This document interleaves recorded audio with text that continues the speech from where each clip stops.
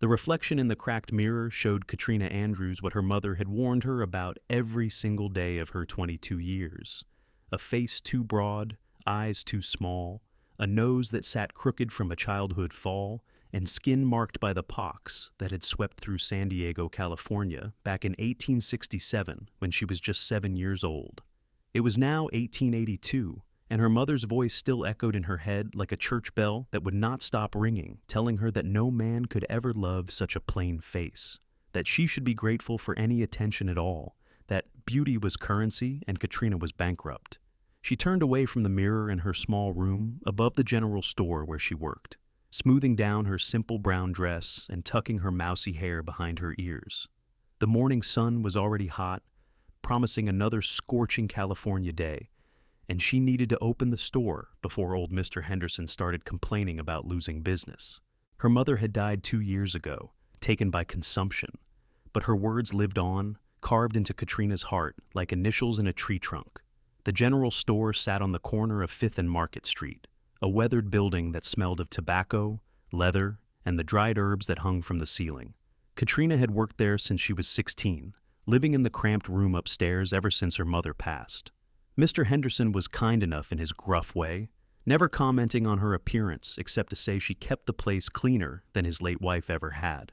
She was arranging canned goods on the shelf when the bell above the door chimed. Katrina did not look up immediately, focused on making sure all the labels faced forward the way Mr. Henderson liked. It was only when she heard the footsteps stop directly behind her that she turned, nearly dropping the can of peaches in her hand. The man standing there was tall, with shoulders that seemed to fill the narrow aisle between the shelves. He wore dusty trail clothes, a brown leather vest over a faded blue shirt, and a hat that shadowed his face. When he removed it, revealing sun-bronzed skin and dark hair that needed cutting, Katrina felt her breath catch for just a moment before she remembered herself.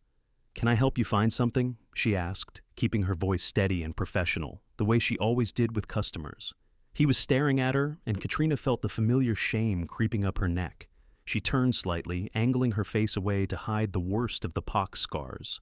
Men usually looked away quickly, embarrassed for her, or by her. She was never quite sure which.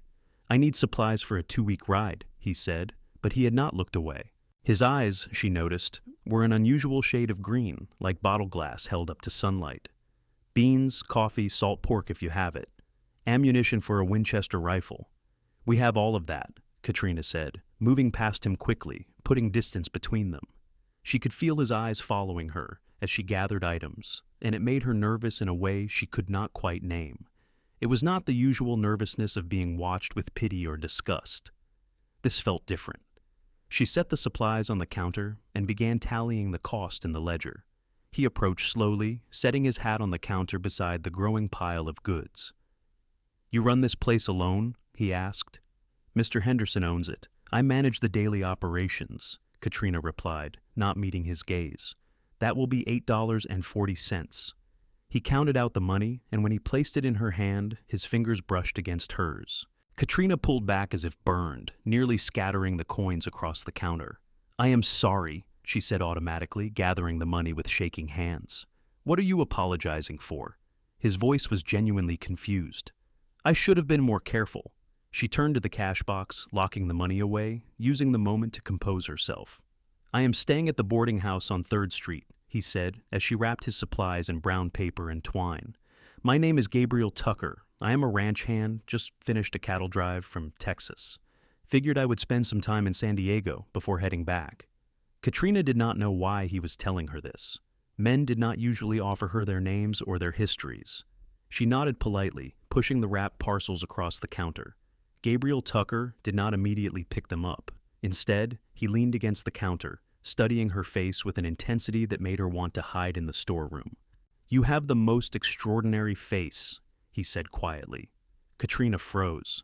The words were so unexpected, so contrary to everything she had ever been told, that for a moment she thought she had misheard. When she finally looked up at him, ready to see the cruel joke in his eyes, she found only sincerity. "You do not need to mock me, sir," she said, her voice barely above a whisper. "Please take your supplies."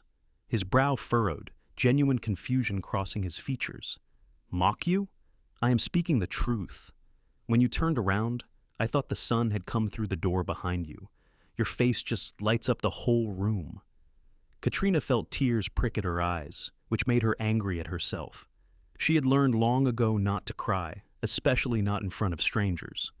"I have a mirror, Mr. Tucker. I know what I look like. Now, if you will excuse me, I have work to do." She turned away, busying herself with straightening items that did not need straightening.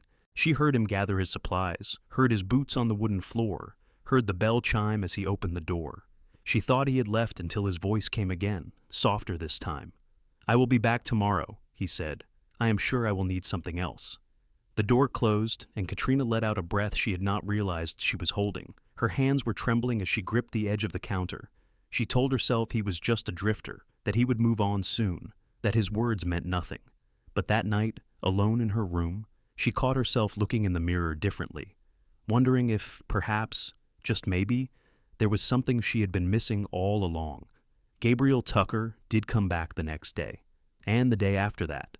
Each time he bought something small, unnecessary items like a packet of needles or a bar of soap, things Katrina suspected he did not actually need.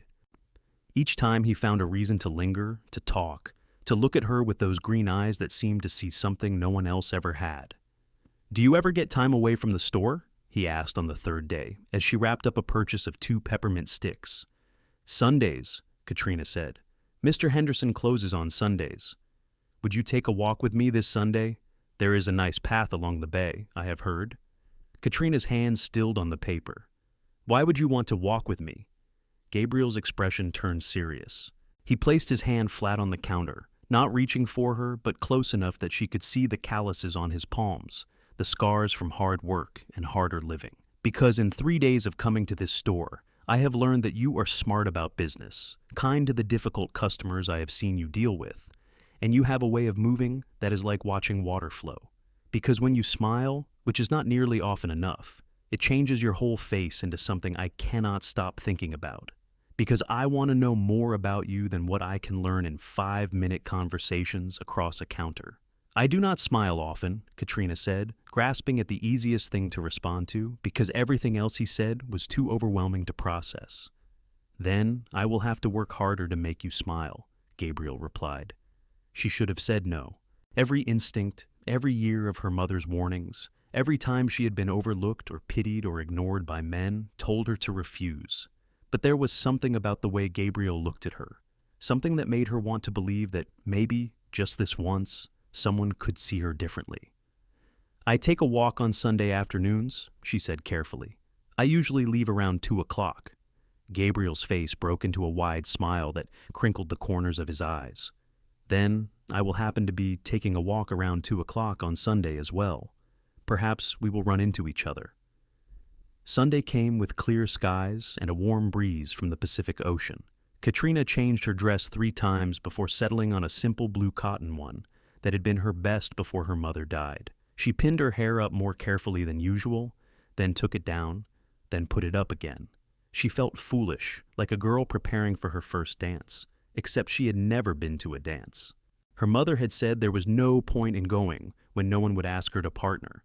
Gabriel was waiting outside the general store at precisely 2 o'clock, wearing clean clothes and holding his hat in his hands.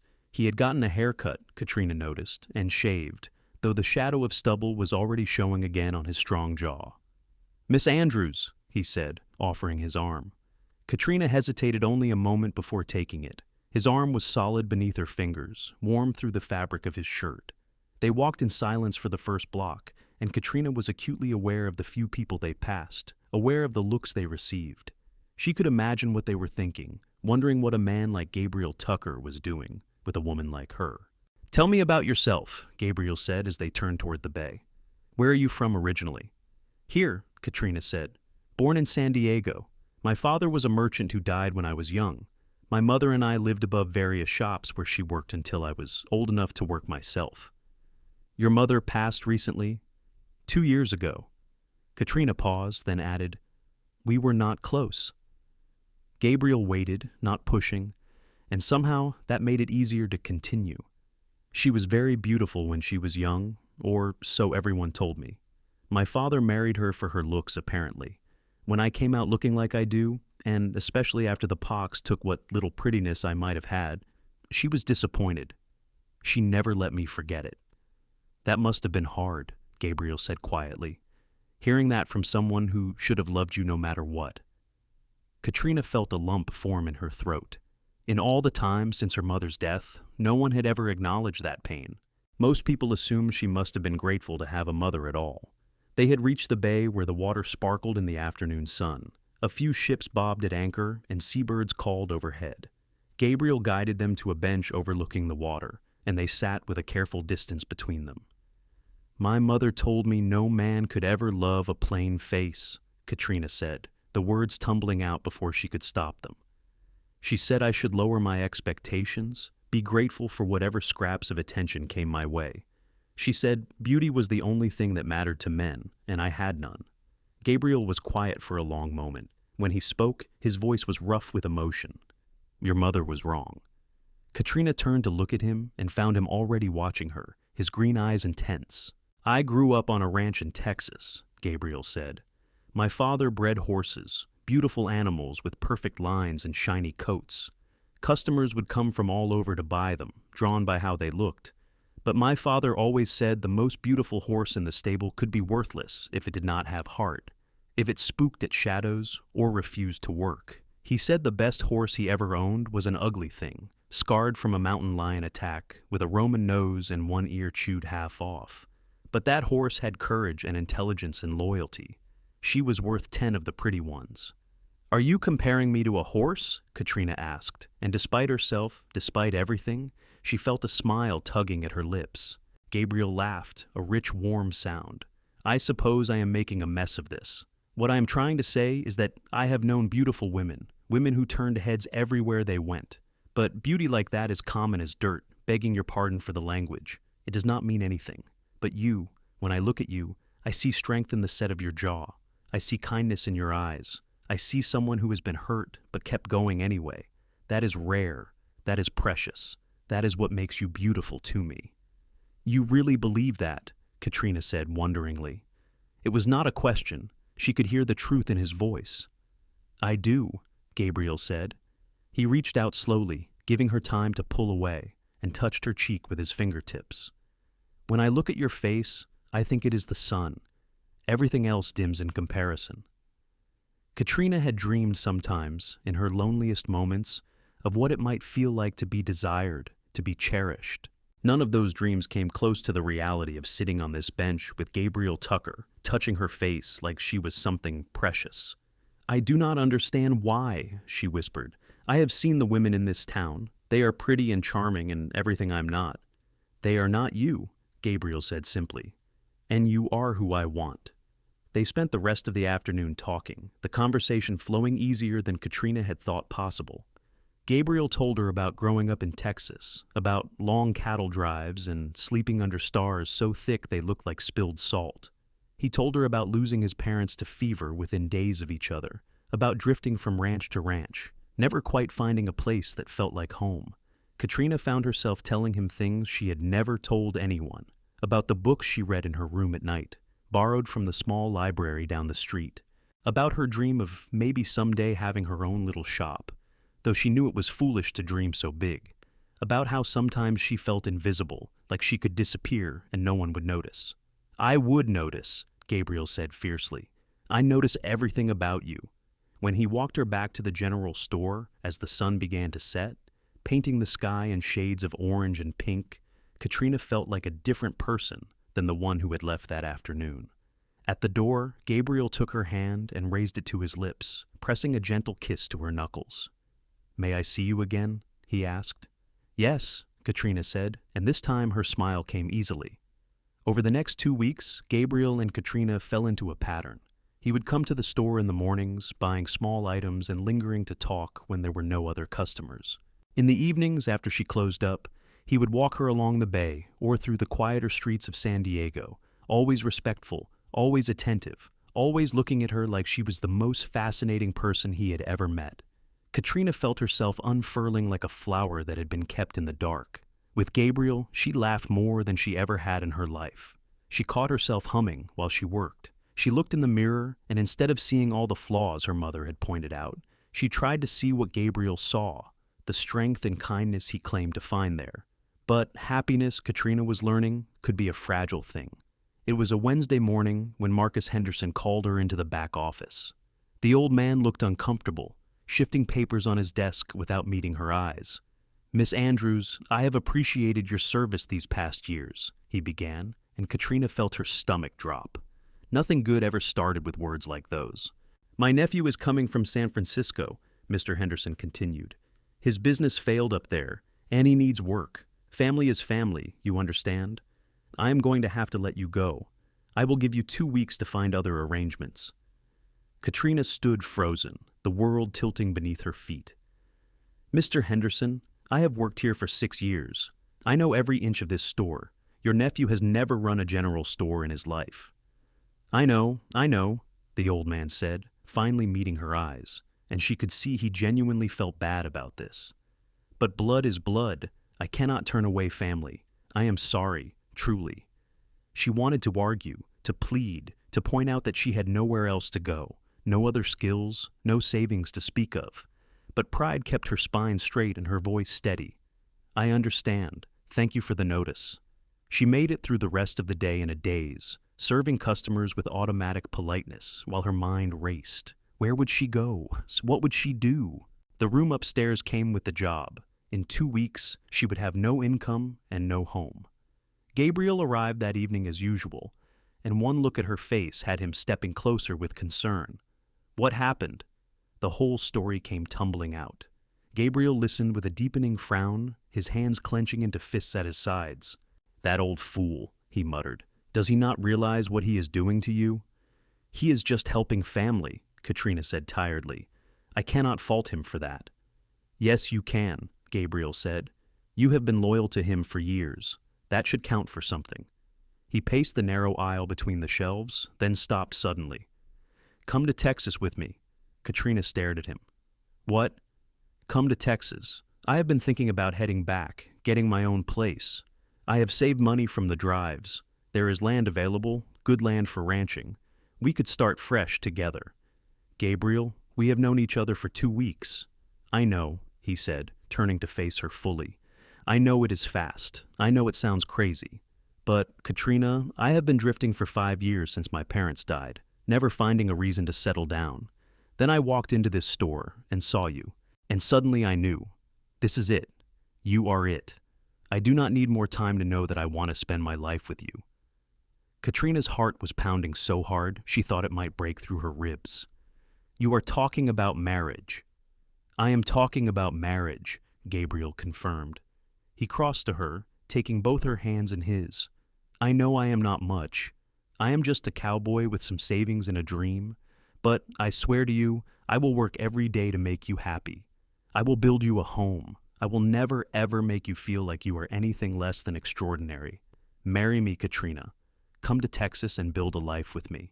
Everything in Katrina's practical nature screamed that this was too fast, too risky, too good to be true.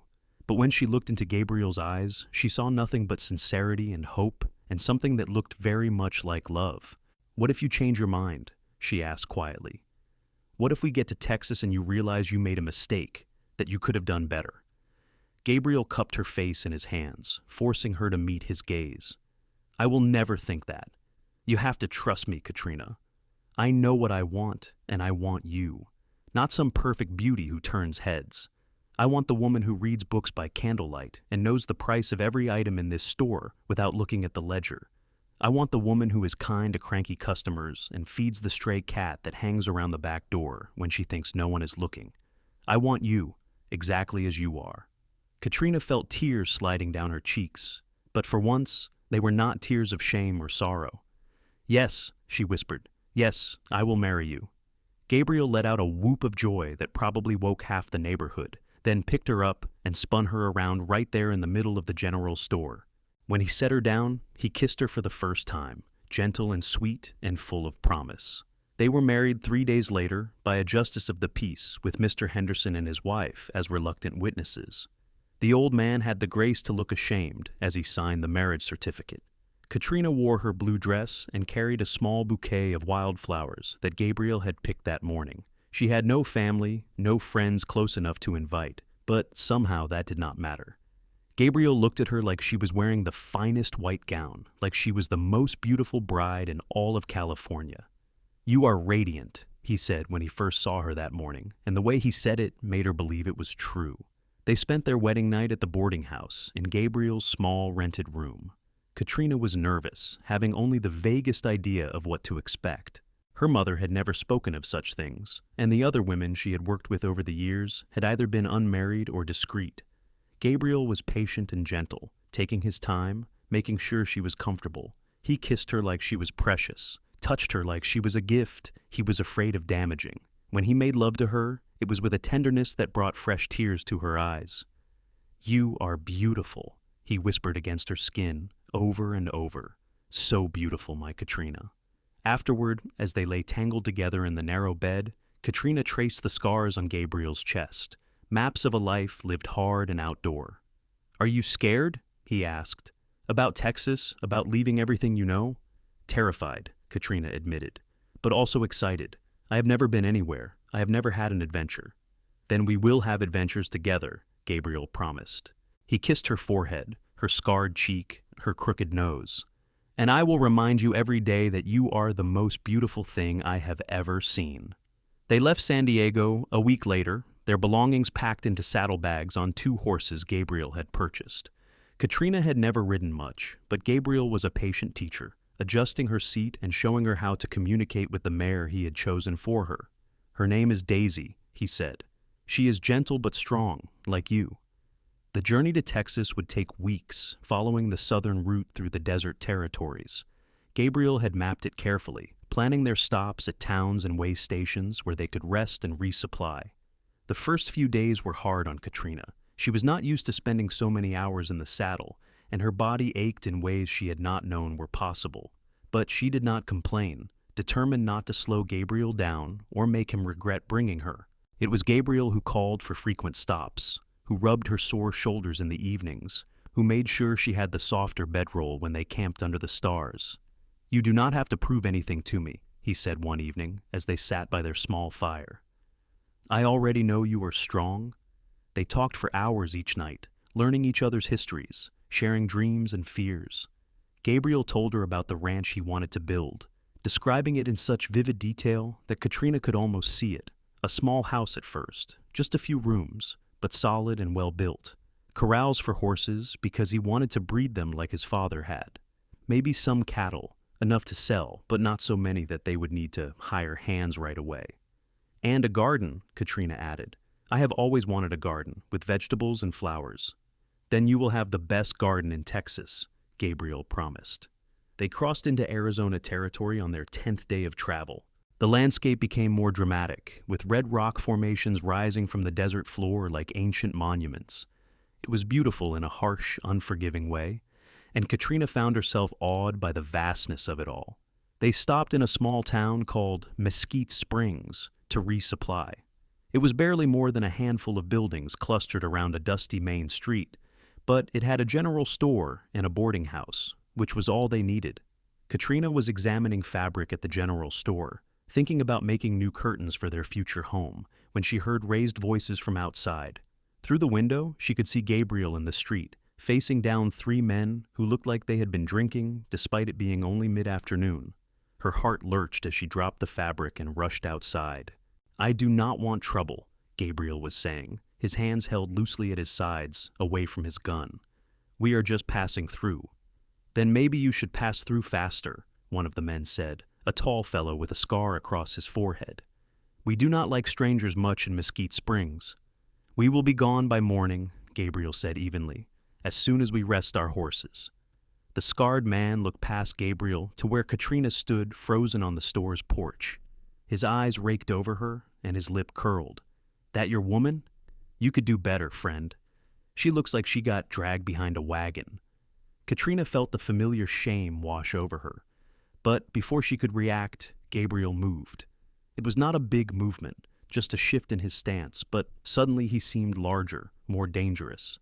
"You will apologize to my wife," Gabriel said, his voice gone cold and hard in a way Katrina had never heard before. "Now." The scarred man laughed, but it sounded uncertain. His companions had gone quiet, suddenly aware that this might not end the way they had planned. "I am not apologizing to nobody," the man said, but he took a step back. "Then you can answer to me," Gabriel said. His hand had not moved toward his gun, but the threat was clear in every line of his body. "Gabriel, please," Katrina called out. "It does not matter. Let us just go." "It matters," Gabriel said, not taking his eyes off the three men. "It matters because no one gets to talk about you that way. Not now, not ever." The tension stretched like a wire pulled too tight. Katrina could see people gathering in doorways and windows, drawn by the possibility of violence. Her mind raced, trying to think of something to say or do to defuse the situation.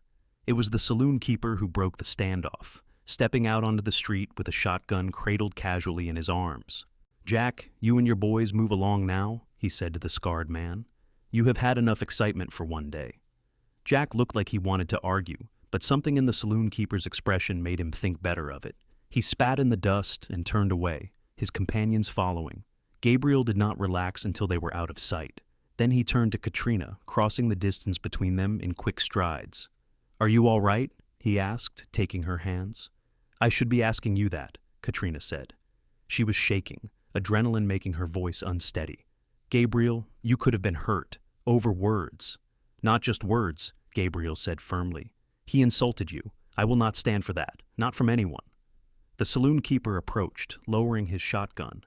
"You folks best move on tonight instead of waiting until morning. Jack is mostly bluster, but he has friends, and they get stupid when they drink." "We will leave within the hour," Gabriel agreed. He looked at Katrina. "Can you ride further today?" She was tired and sore, but she nodded. "Yes, let us go." They gathered their supplies quickly and left Mesquite Springs as the sun began its descent toward the horizon. Gabriel pushed them hard, putting distance between them and the town, and they did not stop until full dark had fallen. That night, as they made camp in a sheltered spot beneath a rock overhang, Katrina could not stop thinking about how Gabriel had stood up for her, how he had been willing to fight for her honor. No one had ever done that before. No one had ever thought she was worth defending. "You are thinking too loud," Gabriel said from where he was laying out their bedrolls. "I can hear your thoughts from here." "I am thinking about how you could have been hurt today," Katrina said. "How it would have been my fault." Gabriel stopped what he was doing and came to sit beside her. "First, it would not have been your fault. Those men were drunk and looking for trouble. Second, I would face down 100 men like that to protect you. You are my wife, Katrina. Defending you is not just my right, it is my privilege. I am not used to being defended," Katrina said softly. "I am not used to anyone thinking I am worth the trouble." Gabriel cupped her face in his hands, his thumbs stroking her cheeks gently. "Then get used to it, because I am not going anywhere. When I married you, I made a promise, for better or worse, in good times and bad. That means I stand with you, always, no matter what anyone says or thinks." Katrina kissed him then, pouring all her gratitude and growing love into it. Gabriel responded with equal fervor, pulling her close, and soon they were lying together on the bedroll under the vast canopy of stars, discovering each other's bodies again, learning what brought pleasure and joy. They continued their journey east, crossing into New Mexico territory, and then finally into Texas. The landscape changed gradually, the harsh desert giving way to rolling plains and scattered trees. They saw herds of cattle in the distance, and sometimes other travelers on the road, though Gabriel was cautious about who they approached after the incident in Mesquite Springs. It was late afternoon, 3 weeks into their journey, when they crested a rise and Gabriel reined in his horse, staring out at the vista before them. "This is it," he said, his voice filled with wonder. "This is Texas." The land rolled out before them in gentle waves of grassland, dotted with live oak trees. In the distance, Katrina could see the glint of water, probably a stream or small river. The sky seemed impossibly big, stretching from horizon to horizon without interruption. "It is beautiful," Katrina breathed. "Wait until you see it in spring," Gabriel said. "The whole place blooms with wildflowers, blues and reds and yellows as far as you can see. My mother used to say it looked like God had spilled his paint box across the ground." They rode on, stopping that night at a small ranch where Gabriel knew the owner from his cattle drive days. The rancher, a weathered man named Tom Sullivan, welcomed them warmly and insisted they stay for supper. Over a meal of beef stew and fresh bread, Gabriel explained his plans to start his own ranch. Tom listened thoughtfully, then pulled out a map of the area. "There is good land available about 20 miles northeast of here," Tom said, pointing to a spot on the map. "Near the town of Ashford. Creek runs through it year-round, good grass, some trees for timber. Fellow who owned it died last winter, and his widow moved back east to live with her daughter. The land office in Ashford has been trying to sell it." Gabriel and Katrina exchanged glances. "How much land?" Gabriel asked. "About 300 acres, Tom said.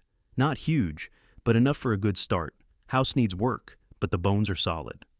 That night, lying in the guest room Tom had offered them, Gabriel and Katrina talked late into the night about possibilities. 300 acres, Gabriel said, his voice full of dreams. "We could run a small herd, breed horses, really build something." "Do we have enough money?" Katrina asked practically. Gabriel was quiet for a moment. "It will be close. We would need to use almost everything I saved, but if the land is as good as Tom says, it would be worth it." "Then let us look at it," Katrina said. "Tomorrow." They rode out at dawn with Tom as a guide. The land was everything he had promised and more. The creek ran clear and cold, shaded by cottonwood trees. The grass was thick and green, despite it being late in the year. The house was small, just 3 rooms, but solidly built of stone and timber. It needed a new roof, and the windows wanted glass, but Katrina could see the potential. "We could make this home," she said, standing in what would be the main room. Sunlight streamed through the empty window frames, painting golden squares on the dusty floor. Gabriel came up behind her, wrapping his arms around her waist. "Say the word, and I will ride to Ashford today and file the claim." Katrina leaned back against his chest, looking out at the land that could be theirs. It was a risk, using all their money, starting from nearly nothing in a place where they knew no one. But it was also a chance, an opportunity to build something of their own. "Yes," she said, "let us do it." The paperwork in Ashford took 3 days to complete, but by the end of it, Gabriel and Katrina Tucker owned 300 acres of Texas grassland. They spent the next weeks working from dawn to dusk to make the house livable before winter set in. Gabriel repaired the roof while Katrina cleaned and scrubbed every surface. Tom Sullivan sent over 2 of his ranch hands to help with the heavier work, refusing payment and saying it was just being neighborly. They acquired 6 cows, a bull, and 2 horses beyond their riding mounts. Gabriel built a small barn and corral, working until his hands bled and his back ached. Katrina planted a late garden, hoping to get something to grow before the first frost, and started making curtains for the windows from fabric they had bought in Ashford. It was hard work, harder than anything Katrina had done in the general store, but it was also satisfying in a way that clerking had never been. This was theirs, built by their own hands, a home that no one could take away. One evening, as they sat on the porch watching the sun set over their land, Katrina realized she was happy, genuinely deeply happy in a way she had never imagined possible. "What are you thinking?" Gabriel asked, taking her hand. "I am thinking about my mother," Katrina said. "About all the things she told me, that no man could love a plain face, that I should be grateful for scraps, that I would never have anything of value." Gabriel squeezed her hand. She was wrong about all of it. "I know," Katrina said, and she meant it. "You taught me that. You look at me and you see something I never saw in myself. You make me feel beautiful." "That is because you are beautiful," Gabriel said. He turned to face her fully, his green eyes intense in the fading light. "Your face is the sun to me, Katrina. It always will be." Winter came to Texas with surprising cold, and Gabriel and Katrina spent many evenings huddled by their fireplace, talking and planning for the spring. They decided to focus on horses rather than cattle, using Gabriel's knowledge from growing up on his father's ranch. "We will start small," Gabriel said, sketching plans on a piece of paper. "Buy 2 or 3 good mares and a quality stallion, breed them carefully, train the foals right. We will build a reputation for solid, reliable horses." Katrina listened and added her own thoughts, her head for numbers proving invaluable as they calculated costs and potential profits. They worked as a team, each bringing their own strengths to their shared dream. In late December, as the year 1882 drew to a close, Katrina realized her monthly courses had not come. She waited another week, not wanting to say anything until she was sure. But when the signs continued, she told Gabriel one evening after supper. He stared at her for a long moment, then let out a whoop of joy even louder than the one he had made when she agreed to marry him. He picked her up and spun her around, laughing with pure happiness. "A baby," he said wonderingly. "We are going to have a baby." "Are you happy?" Katrina asked, though his reaction made the answer obvious. "Happy?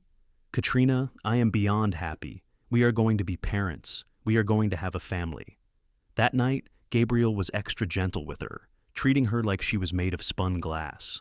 Katrina laughed and told him she was not fragile, but secretly she loved his protectiveness, the way he already seemed invested in this child they had created. "Boy or girl, it does not matter," Gabriel said, his hand resting on her still flat stomach, "as long as the baby is healthy." "If it is a girl, I hope she looks like you," Katrina said. "I would not wish my looks on a daughter."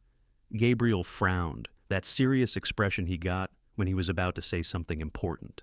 "Stop that. Stop talking about yourself that way. Our child will be lucky no matter who they look like, because they will be ours. And if we have a daughter who looks just like you, I will tell her every single day that she is beautiful, just like I tell you. I will make sure she never doubts her worth." Katrina felt tears prick her eyes. "You really would you not?"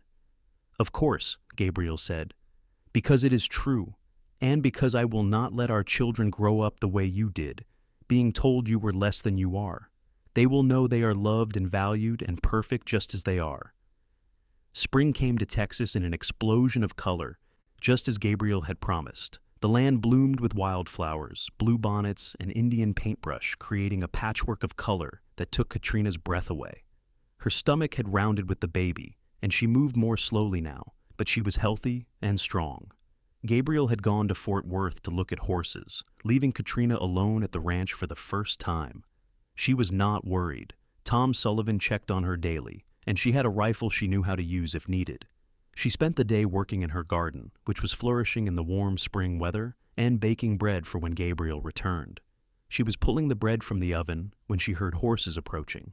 Her first thought was that Gabriel was back early, but when she looked out the window, she saw 3 unfamiliar riders approaching the house. Katrina felt a flutter of nervousness, but forced it down. Travelers passing through were not uncommon. She smoothed her apron and went to the door, opening it but staying in the threshold. The 3 men reined in their horses a respectful distance from the house. They looked rough, trail-worn, but their body language was not threatening. "Help you, gentlemen," Katrina called out. The lead rider, a man with a gray-streaked beard, removed his hat. "Sorry to trouble you, madam. We are heading to Ashford and wondered if we could water our horses at your creek." "Of course," Katrina said. It was an unwritten rule of the frontier that you did not deny water to travelers. "Help yourselves." The men nodded their thanks and turned their horses toward the creek. Katrina watched them go, then went back inside, leaving the door open to keep an eye on them. They seemed honest enough, watering their horses and filling their canteens without approaching the house again. She was surprised when, after about 20 minutes, the gray-bearded man came to the door alone. "Madam, I do not mean to impose, but one of our horses has thrown a shoe. I saw you have a forge in your barn. Would you mind if we used it to fix the shoe? We will pay for the use." Katrina hesitated. Gabriel had set up the small forge for basic repairs, but he had not shown her how to use it. "My husband is the one who works the forge. He should be back this evening." "We could wait," the man said. "Or if you would allow it, I am a fair hand at smithing. I could fix it myself and be out of your hair." Something in Katrina's gut told her these men meant no harm. "All right, but I will be watching from the house with a rifle, just so we are clear." The man's weathered face split into a grin. "Fair enough, madam. I respect a woman who knows how to protect herself." Katrina did indeed watch from the window, rifle across her lap, as the man expertly heated the forge and hammered out a new shoe for his horse. His companions stayed by the creek, not approaching the house or barn. Within an hour they were done, and the gray-bearded man came back to the house. "Thank you kindly, madam. What do we owe you?" "Nothing," Katrina said, "just being neighborly." The man dug in his pocket and pulled out a silver dollar anyway, setting it on the porch railing. "For your kindness and trust, Not many folks would let strangers use their forge. You have a good heart." He tipped his hat and rejoined his companions, and soon they were riding away toward Ashford. Katrina watched them go, then picked up the silver dollar, feeling pleased with herself. She had handled the situation alone, had trusted her instincts, and it had worked out fine. When Gabriel returned that evening, leading 2 beautiful mares he had purchased, Katrina told him about the travelers. He listened carefully, then pulled her into a hug. "You did well," he said, "but I still do not like leaving you alone. What if they had not been honest men?" "Then I had the rifle, and I know how to use it," Katrina reminded him. "Besides, Tom was checking on me. I was never really alone." Gabriel sighed, but he was smiling. "You are stronger than I give you credit for sometimes, but I am still going to worry. It is a husband's privilege." "Then I will let you worry," Katrina said, laughing, "as long as you also recognize that I can handle myself." The summer passed in a blur of work and preparation. The 2 new mares were bred to the stallion Gabriel had purchased, and they were expecting foals in the spring. The small herd of cattle thrived on the grassland, and Katrina's garden produced more vegetables than they could eat, so she started selling the excess in Ashford. Her pregnancy progressed smoothly. The women of Ashford were kind to her, offering advice and hand-me-down baby clothes. Katrina had been nervous about how she would be received, but the frontier was more accepting than San Diego had been. Out here, a person's worth was measured in their work and character, not their appearance. In late August, on a hot afternoon that had Katrina feeling swollen and uncomfortable, Gabriel came in from the barn with a strange expression on his face. "What is wrong?" Katrina asked, levering herself up from the chair where she had been mending. "Nothing is wrong exactly," Gabriel said, "but there is someone here to see you, a man from California, says he has business with you." Katrina's heart skipped. She knew no one in California except Mr. Henderson, and she could not imagine why he would come all this way. "Did he give a name?" "Richard Andrews," Gabriel said, watching her carefully. The name hit Katrina like a physical blow. Richard Andrews had been her father's name, but her father was dead. Had been dead for nearly 20 years. "That is impossible," she whispered. "My father is dead." "Maybe a cousin?" Gabriel suggested. "Or someone else with the same name?" Katrina moved to the window and looked out. A man stood by the corral, dressed in city clothes that looked absurd in the ranch setting. He was tall, probably in his 50s, with hair going gray at the temples. And when he turned, Katrina saw her own eyes looking back at her from a masculine face. "Oh, God," she breathed. "It is him. It is my father." Gabriel's hand was immediately on her shoulder, steadying her. "Your mother said he was dead." "She lied," Katrina said flatly. "She lied about everything, apparently." Gabriel's jaw tightened. "Do you want me to send him away?" Katrina was tempted, so tempted to say yes. This man had abandoned her, had let her grow up thinking he was dead. But curiosity and something else, something she could not quite name, made her shake her head. "No, I will see him, but stay with me." They went outside together, Gabriel's presence a solid comfort at her side. Richard Andrews turned as they approached, and Katrina saw emotion flicker across his face, surprise and what might have been regret. "Katrina," he said, his voice rough, "you look so much like my mother." "What do you want?" Katrina asked, not bothering with pleasantries. "Why are you here after all these years?" Richard removed his hat, turning it in his hands nervously. "I know I have no right to come here, no right to ask anything of you, but I had to see you, had to try to explain." "Explain what? How you abandoned your child? How you let me think you were dead?" "I did not abandon you," Richard said urgently. "Your mother left me. She took you in the middle of the night while I was away on business. When I came home, you were both gone. I looked for you for years, hired investigators, followed every lead. She did not want to be found." Katrina wanted to not believe him, but the raw honesty in his voice gave her pause. Why would she do that? Richard's shoulders slumped. "Because I was going broke. My business was failing, and your mother married me for money and status. When those things disappeared, so did she.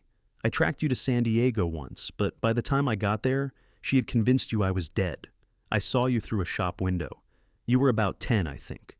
Your mother was with you, and the way she looked at me when she saw me made it clear that if I tried to approach, she would disappear again. I did not want to uproot you, did not want to drag you into a battle I could not win, so I let you go. You just gave up on me? Katrina's voice cracked. No, Richard said fiercely. I kept track of you from a distance, paid people to send me reports, to make sure you were safe. When your mother died, I almost came then. But you were working, seemed stable. I told myself you did not need me disrupting your life. Then I heard you had married and moved to Texas, and I could not stay away any longer. I had to meet you, had to try to be part of your life, if you will let me. Gabriel spoke for the first time. How did you find us? I traced you to Ashford, asked around. People in small towns talk. It was not hard to find the new couple who bought the old Whitmore place. Katrina felt overwhelmed, her mind spinning with this new information. Everything she had believed about her childhood, about her father, was suddenly in question. I need to think, she said. This is too much. I understand, Richard said. I am staying at the hotel in Ashford. I will be there for a few days. If you want to talk, or if you never want to see me again, I will respect your decision. He paused, his eyes dropping to her swollen belly. You are expecting. Congratulations. I am sure you will be a wonderful mother. He turned to leave, then stopped. Your mother was wrong, you know, about you, about what she told you. I do not know what she said, but knowing her, it was not kind. But you are not what she made you feel you were. You are beautiful, Katrina. You always were. He left then, mounting his horse and riding back toward town. Katrina stood frozen, Gabriel's arm around her, trying to process what had just happened. Do you believe him? Gabriel asked quietly. I do not know, Katrina said, but I think I do. It fits in a way. My mother was always bitter about our poverty, always talking about what she used to have, and she never wanted to talk about my father, would get angry if I asked questions. What do you want to do? Katrina leaned into Gabriel's strength. I want to talk to him. I want to know the truth about my childhood, about why things were the way they were. But I am scared. What if he is lying? What if this is some scheme? Then we will deal with it together, Gabriel said. You do not have to face this alone. 3 days later, Katrina and Gabriel rode into Ashford. Richard was waiting at the hotel, and the three of them sat in the small dining room while he told Katrina the story of her early childhood. He told her about meeting her mother, a beautiful woman who had charmed him completely, about their whirlwind courtship and marriage, about Katrina's birth, and how delighted he had been to have a daughter. You were a happy baby, Richard said, his eyes distant with memory. Always laughing, always curious. Your mother was less enthusiastic about motherhood. She preferred social events to staying home with a child. I think she resented you in a way. He told her about his business failures, about how the economy had turned and taken his fortune with it, about coming home to find his wife and daughter gone. She left a note saying not to look for her, that she wanted nothing more to do with me. But I could not just let you go. You were my daughter. Katrina listened to it all, and with each word, she felt pieces of her past rearranging themselves into a new picture. It was painful, but also clarifying. Why now? She asked. Why come find me after all these years? Richard met her eyes steadily. Because I am dying. The doctors give me maybe a year. I have money again, built a new business in San Francisco. But none of it matters if I die without trying to make things right with you. I am not asking for forgiveness. I just wanted you to know the truth. I wanted you to know that you were loved, that you were wanted, even if your mother made you feel otherwise. Katrina felt tears sliding down her cheeks. Gabriel handed her his handkerchief, his other hand finding hers under the table. I do not know if I can forgive you for staying away, Katrina said honestly. Even if your reasons made sense to you, I needed a father. I needed someone to protect me from her cruelty. I know, Richard said, his own eyes wet, and I will regret that for the rest of my life, however long that may be. But I am here now, if you will have me. I would like to know you, to be part of your life, to meet my grandchild when he or she arrives. Katrina looked at Gabriel, who squeezed her hand supportively. The decision was hers. I need time, she said finally. I need to think about all of this, to figure out what I want. But maybe you could stay in Texas for a while. Maybe we could get to know each other slowly. Richard's face lit up with hope. I would like that very much. Over the next month, Richard became a regular visitor to the ranch. He was careful not to overstay his welcome, usually coming for supper once or twice a week. Slowly, tentatively, Katrina began to build a relationship with this stranger, who was her father. She learned that he was funny, with a dry wit that surprised her. He was knowledgeable about business and helped Gabriel plan the ranch's expansion. He was gentle and kind, treating her with a respect she had never received from her mother. "You really do remind me of my mother," Richard told her one evening. "Not in looks, though you have her eyes, but in temperament. She was practical and smart, good with numbers. She ran a boarding house and made it profitable through sheer determination. You have that same strength." Gabriel and Richard developed an easy friendship, bonding over their shared love of horses. Richard admitted he had never worked a ranch, but was willing to learn, and Gabriel taught him the basics with patience. In September, with Katrina's due date approaching, Richard asked if he could stay at the ranch to be nearby when the baby came. Katrina agreed, and he took up residence in the small room they had added to the house over the summer, intended as a future nursery, but adaptable for a guest. On a cool morning in late September, Katrina went into labor. Gabriel sent Richard galloping to Ashford to fetch the doctor and the midwife, then stayed by Katrina's side, holding her hand and wiping her forehead as the contractions grew stronger. The labor was long and hard. The midwife arrived and took charge, but as the hours stretched on, even her experienced calm began to show cracks of worry. The baby was not positioned right, she explained. They might need to turn it. Katrina was exhausted and scared, but Gabriel never left her side. He whispered encouragement, told her how strong she was, how much he loved her. "You can do this," he said over and over. "You are the strongest person I know." Finally, as evening approached, after one final agonizing push, their baby came into the world with a lusty cry. The midwife held up the infant, checking quickly. "It is a boy," she announced. "A healthy baby boy." Katrina fell back against the pillows, tears of relief and joy streaming down her face. Gabriel was crying too, laughing through his tears as the midwife cleaned their son and wrapped him in a blanket. When she placed the baby in Katrina's arms, Katrina looked down at the tiny face and felt her heart expand in a way she had not known was possible. He was perfect, with dark hair like Gabriel's and tiny features that were still forming. "Hello, little one," she whispered. "We have been waiting for you." Gabriel leaned over, his finger tracing their son's cheek with a feather-light touch. "He is beautiful, just like his mother." They named him Jacob Henry Tucker, the middle name in honor of Gabriel's father. Richard, allowed in to meet his grandson, stood at the foot of the bed with tears running down his weathered cheeks. "Thank you," he said to Katrina. "Thank you for letting me be here for this." The early weeks with a newborn were exhausting and wonderful in equal measure. Katrina had never been around babies much and felt constantly unsure if she was doing things right. But Gabriel was a natural father, gentle and patient with Jacob, changing diapers without complaint and walking the floor with the baby when he fussed at night. Richard was a surprising help, bringing meals and doing chores so Katrina could rest. He told her stories of when she was a baby, memories that felt like gifts. "You used to fall asleep with your fist in your mouth, just like Jacob does," he said one evening, watching his grandson sleep. "You were so peaceful when you slept." Winter came again, and this year the cold did not seem so harsh. The house was full of life and love, with Jacob growing and changing every day. He smiled his first smile on Christmas morning, and both his parents cried at the beauty of it. Richard's health began to decline in the new year. The cough he had been hiding grew worse, and he admitted the doctors in San Francisco had been right about the timeline. Katrina spent as much time with him as she could, Jacob often sleeping in a basket beside them as they talked. "I have something for you," Richard said one afternoon in early March. He pulled out a thick envelope. "My will. I have left everything to you and Jacob. The business, the house in San Francisco, all of it. Papa, I do not want your money," Katrina said, and she realized with a start that she had called him Papa without thinking. Richard smiled, tears in his eyes. "I know you do not, but take it anyway. Use it to build this ranch into something great. Use it to give Jacob and any other children you might have a good life. Let it be my way of making up for the years I was not there." He died 2 weeks later, peacefully in his sleep. They buried him on the ranch, under a live oak tree that overlooked the creek. Katrina mourned him genuinely, grieving not just for the father she had finally known, but for all the years they had lost.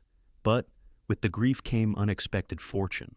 Richard had been very wealthy indeed, and his estate transformed the ranch's prospects overnight. Gabriel was able to buy more land, build a proper barn and stable, purchase quality breeding stock. They hired ranch hands to help with the work, and the ranch began to thrive. Through it all, Gabriel never let the money or success change how he treated Katrina. She was still his son, the center of his world. He told her she was beautiful every single day, and after 3 years of marriage, Katrina was finally beginning to believe it. She looked different now than she had in San Diego. The hard work of ranch life had made her strong, and the happiness she felt showed in her face. She smiled more, laughed more, moved with confidence. She was still plain by conventional standards, still bore the marks of childhood pox, still had her crooked nose. But when she looked in the mirror now, she saw what Gabriel saw: strength, kindness, beauty that came from within and shone outward. Jacob grew into a cheerful toddler, curious about everything and adored by everyone who met him. He had Gabriel's green eyes and Katrina's practical nature, and watching him explore the world filled Katrina with fierce joy. In the spring of 1885, Katrina discovered she was pregnant again. This time, the pregnancy was easier, maybe because she knew what to expect. Their second child, a daughter they named Grace Elizabeth, was born on a warm June morning with far less drama than Jacob's arrival. She had Katrina's mousy hair and Gabriel's strong features, a perfect combination of both parents. "She is beautiful," Gabriel said, cradling his tiny daughter with practiced ease. "You think everyone is beautiful," Katrina teased. "No," Gabriel corrected. "I think you are beautiful, and our children are beautiful because they are part of you. There is a difference." The ranch continued to grow and prosper. Gabriel's skill with horses became known throughout Texas, and people traveled from far away to buy Tucker Ranch stock. Katrina managed the business side, her head for numbers proving invaluable. They made a perfect team, complementing each other's strengths. They had 2 more children over the next 5 years, another son named Thomas and a second daughter named Ruth. The house expanded to accommodate the growing family, and the ranch hummed with life and activity. Katrina had never imagined during those lonely years in San Diego that she could have this: a loving husband, healthy children, a home and business that were truly hers. There were hard times, of course. Droughts came and went, cattle got sick, horses threw shoes at inopportune times. But they faced every challenge together, Gabriel and Katrina, partners in every sense of the word. On their 10th wedding anniversary, Gabriel surprised Katrina with a gift. He led her out behind the house where a new building stood, small but solid, with a sign over the door that read, "Andrews General Store." "I know you miss working a store sometimes," Gabriel said, "so I built you one. It can be for the ranch hands and neighboring ranches, save people the trip into Ashford for basic supplies. You can run it however you like." Katrina was speechless, tears streaming down her face. She threw her arms around Gabriel, holding him tight. "How did I get so lucky?" she whispered. "Lucky?" Gabriel pulled back to look at her face, his hands cupping her cheeks the way he had the first day in San Diego. "Katrina, I am the lucky one. 10 years ago, I walked into a general store and saw the sun. Every day since has been brighter because of you." "You still say the most ridiculous things," Katrina said, but she was smiling. "Ridiculous but true," Gabriel insisted. He kissed her then, sweet and lingering, a kiss that still made her heart race after 10 years of marriage. That evening, as they sat on their porch watching their children play in the yard, Jacob chasing his younger siblings while Grace tried to organize them into some kind of game, Katrina thought about her mother's words. No man could ever love a plain face. How wrong she had been. Gabriel loved her fiercely and completely, not despite her face, but including every part of it. He had taught her that beauty was not about perfect features or unmarked skin. It was about kindness and strength, laughter and resilience, the light that shone from within. "What are you thinking?" Gabriel asked, his arm around her shoulders. "I am thinking about how my mother told me no man could love a plain face," Katrina said, "and how you told me my face was the sun." Gabriel pulled her closer. "It is the sun. It lights up my whole world." "Even with the pox scars and the crooked nose?" "Especially with those," Gabriel said firmly. "They are part of your story, part of what made you who you are, and who you are is the woman I love more than life itself." Jacob came running up to the porch, out of breath and laughing. "Mama, Papa, come play with us." Gabriel stood, pulling Katrina up with him. "What do you say? Should we show these youngsters how it is done?" Katrina laughed and let him pull her down into the yard, where their children squealed with delight and tackled them both. They tumbled in the grass, a tangle of arms and legs and laughter, while the Texas sun shone down on them with golden warmth. Later that night, after the children were asleep and the ranch was quiet except for the sounds of horses shifting in the barn and crickets singing in the grass, Katrina and Gabriel lay in bed together. Gabriel's hand rested on her stomach, though there was no new baby growing there yet. "Do you ever think about what might have happened if I had not walked into that store in San Diego?" Gabriel asked. "Sometimes," Katrina admitted. "I think I would have survived. I am stronger than I believed back then. But I would not have thrived. I would not have learned to see myself the way you see me." "I just saw what was already there," Gabriel said. "The beauty that everyone else was too blind to notice." "You gave me confidence," Katrina said. "You gave me love. You gave me a family and a home and a life I never dreamed possible. You gave me everything." "No," Gabriel said, rolling to face her, his eyes serious in the moonlight streaming through their window. "You gave me everything. Before I met you, I was just drifting, moving from place to place with no purpose. You gave me a reason to settle down, to build something lasting. You gave me a home and a family. You gave me love. Every morning I wake up next to you is a gift." Katrina kissed him, pouring all her love and gratitude into it. They made love slowly, tenderly, celebrating 10 years of marriage and the promise of many more to come. The years continued to pass, marked by the changing of seasons and the growth of children. Jacob grew tall and strong, developing his father's skill with horses. Grace had her mother's business sense and often helped in the store. Thomas was quieter, preferring books to ranch work, and they encouraged his scholarly bent, knowing the world needed thinkers as much as it needed ranchers. Ruth was still young, but showed signs of being the most stubborn of them all, refusing to let her brothers leave her behind. The Tucker Ranch became one of the most successful in the region. People came from across Texas and beyond to buy horses bred and trained there. Katrina's store became a gathering place for neighboring ranchers, a place to trade news and supplies. Gabriel and Katrina grew older together, their faces weathering with sun and wind and work, but their love never diminishing. If anything, it grew stronger with each passing year, deepening into something unshakable. On their 20th anniversary, Katrina stood in front of the mirror in their bedroom, studying her reflection. She was 42 years old now, her hair threaded with gray, her face lined from years of smiling. The pock scars had faded somewhat with time, but were still visible. Her nose was still crooked. Gabriel came up behind her, wrapping his arms around her waist and meeting her eyes in the mirror. "Still the most beautiful woman I have ever seen," he said. Katrina leaned back against him, smiling. "You are biased." "Absolutely," Gabriel agreed. "But that does not make it less true. You are my son, Katrina. You always have been. You always will be." Their children grew and eventually started families of their own. Jacob married a rancher's daughter from Ashford and built a house on the far corner of the Tucker Ranch land.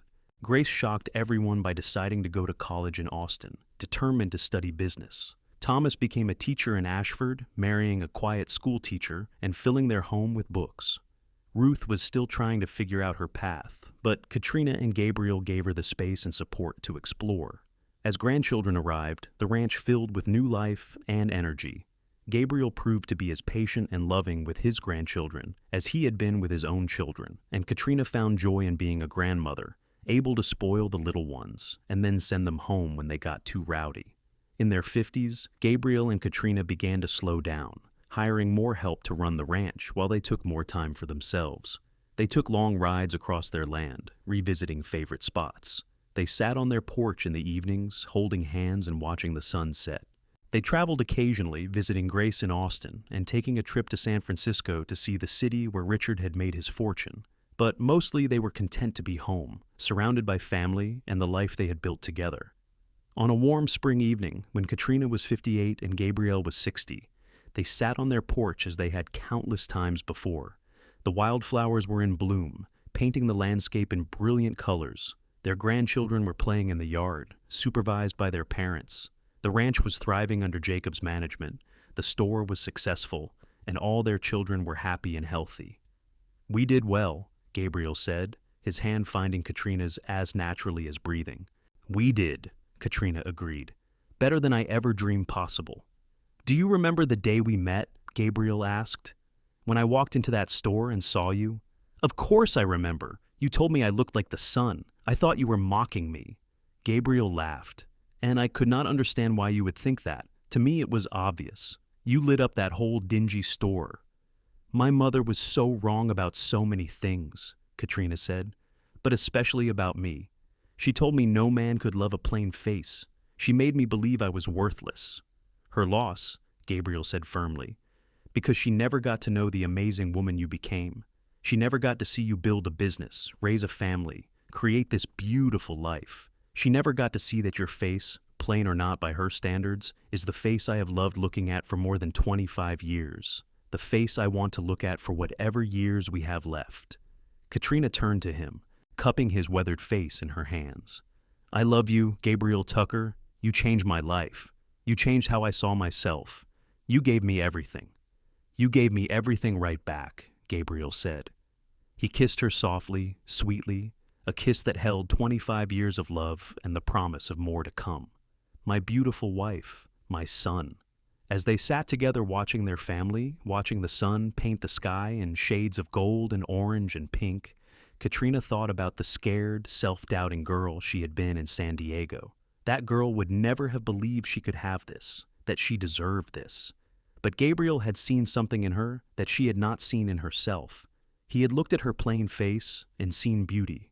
He had looked past the scars and imperfections to the person beneath. He had loved her fiercely and completely, never wavering, never doubting. And in loving her that way, he had taught her to love herself. He had given her the courage to believe she was worth loving, worth cherishing, worth fighting for. Her mother had been wrong. A man could love a plain face. Gabriel had proven that every single day for more than 25 years. He had looked at her and seen the sun, and in his eyes she had learned to shine. As the sun finally dipped below the horizon and the first stars began to appear in the darkening sky, Gabriel and Katrina remained on their porch, hands clasped, hearts full. They had built a life together, a love that had survived doubt and distance and difficulty. They had created a family, a legacy that would continue long after they were gone. And through it all, Gabriel had never stopped telling Katrina she was beautiful. He had never stopped looking at her like she was the sun. And after all these years, Katrina finally, truly believed him. She was beautiful, not despite her plain face, but because of everything she was, everything she had become, everything they had built together. The story that had started in a dusty general store in San Diego, California, with a girl who believed she was unlovable and a cowboy who saw the sun in her face, had become a love that would last a lifetime. And that, Katrina knew, was the most beautiful thing of all.